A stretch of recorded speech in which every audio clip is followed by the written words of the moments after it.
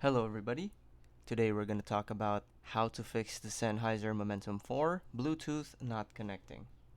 So number 1, Bluetooth device reset or turned on and off. The compatible Bluetooth device may need to be reset or powered off and on. Trying to reset both the connecting device and the headphones at the same time and trying the connection again could be the solution to this issue. Please ensure that the headphones are in pairing mode and search for them on your device. Number 2, the model is out of date.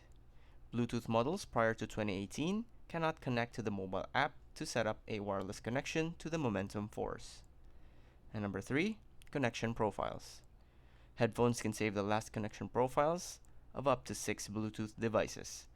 If you pair the headphones with a 7th Bluetooth device, the saved connection profile of the least used Bluetooth device will be overwritten. To establish a connection with an overwritten device, you have to pair the headphones again. That's it. Thanks for watching.